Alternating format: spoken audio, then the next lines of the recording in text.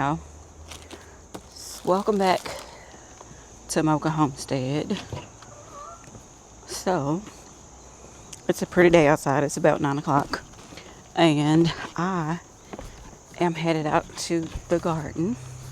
We are going to be pulling some beds, planting some things, just overall getting ready for the fall season. So, if you want to see how I get my garden ready for the fall, stay tuned. Here's your favorite friends and a close-up of Rue with his beautiful self. He is always guarding the water container.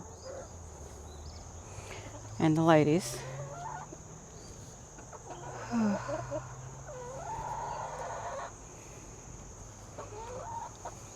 Let's see if we still have a bunch of freeloaders or if somebody decided to pay rent.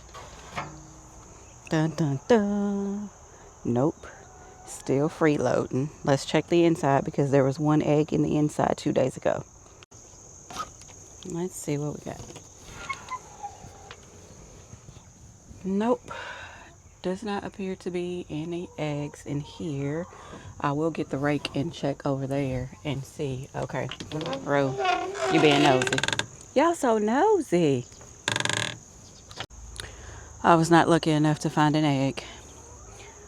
So, we had an egg laid about 2 days ago. And it was oddly oval. But I haven't seen one since then. I'm just making sure they have not started nesting somewhere else. But I don't see any more eggs or shells anywhere out here. So, one of my ladies is close to laying. And maybe that was her practice run.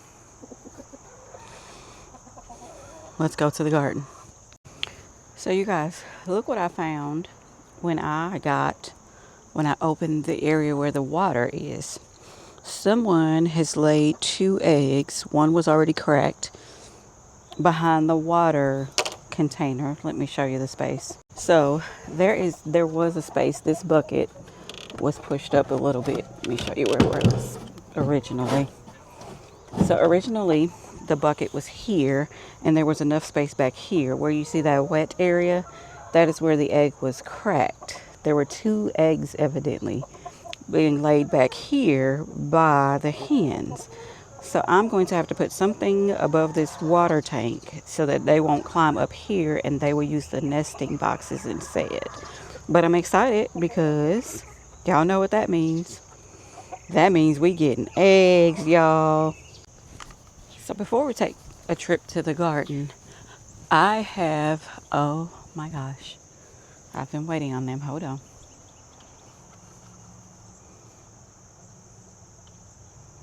Let's see if you can see it. Can y'all see that? Right in the center. They came back.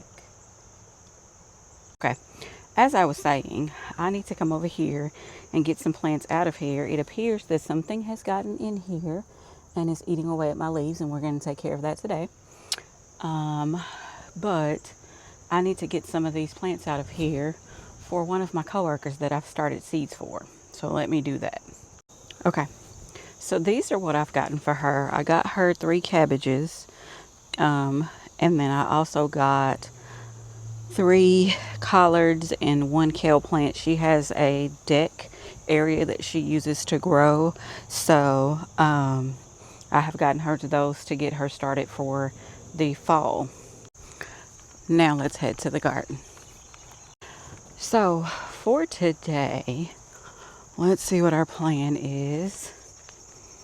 For today, my plan is to clean this far bed over here to get it ready for, I believe we're doing onions and garlic, so it's really not a hurry for that one. I do need to plant some garlic though, so I am gonna, because this bed right here still has peppers in it, and I'm letting those go till and okra. I'm going to clean the far bed since there's nothing growing in there other than zinnias. We're going to go ahead and clean those because we have an abundance of zinnias and marigolds for all of the bugs and bees and things that want them. So we're going to clean that bed, get it ready for garlic. We are going to clean this bed over here, although it has a ton of plants in it that have sprouted up that I did not plant. We are going to clean this bed out. We may transplant some of those flowers, but we're going to clean it out and get it ready because I believe some of my greens go in there, if I'm not mistaken. This bed over here, I'm going to try to see where I can plant some broccoli and things of that nature in that bed. I know there's still some stuff in there like the lemongrass that I need to harvest. I'm waiting for the hibiscus to do its thing, and it has already started. These beds that are overgrown with marigolds and zinnias, I was only going to use these beds for to have some color in the garden. So I am putting snapdragons in there. So I'm in no hurry to take this bed down or this identical bed that has the same thing going on, zinnias and marigolds. So that's a plus. If you can see, the butterflies are loving it, and I am loving them here. So I am leaving them to have a good time until I don't have to. I'm starting some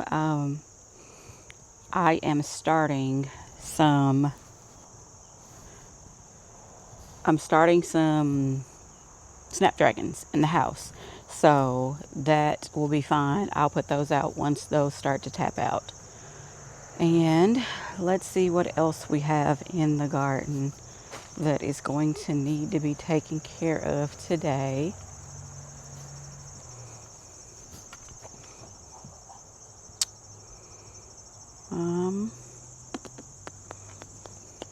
I do not see anything that has to be done today. I do need to get some spinach done, but I'm trying to decide if I'm just going to do spinach in the house because it's not doing so well direct sowed. So I may start some in the house and just go from there. But let me look around and see what else I can get done today.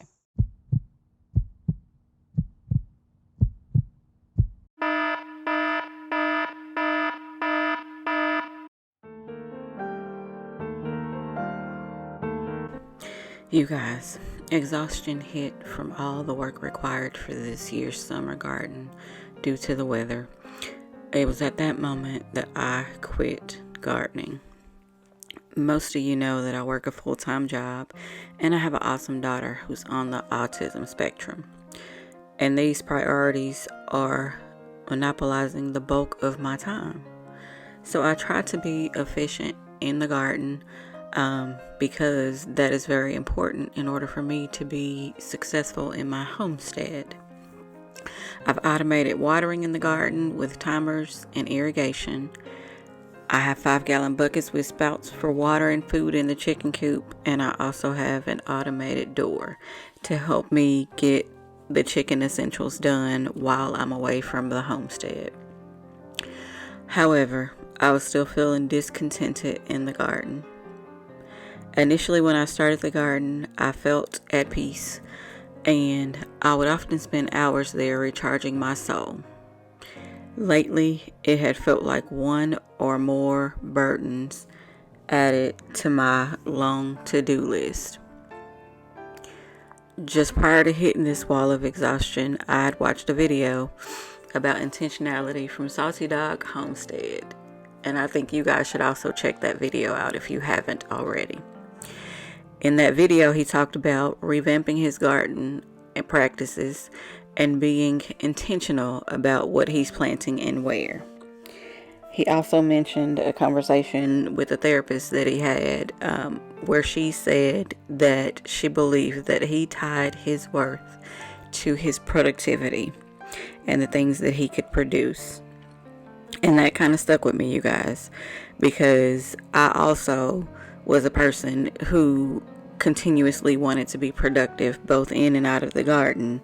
And I felt like that if I wasn't being productive, that I was useless. Let that sink in.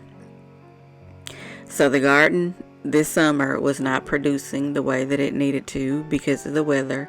I was working harder and harder in the garden to try to get the results that I had previously gotten from other seasons. And here I was, feeling lost and discontented in the place that I built originally because it gave me peace and it refilled my cup. So I had a quandary. What do I do now?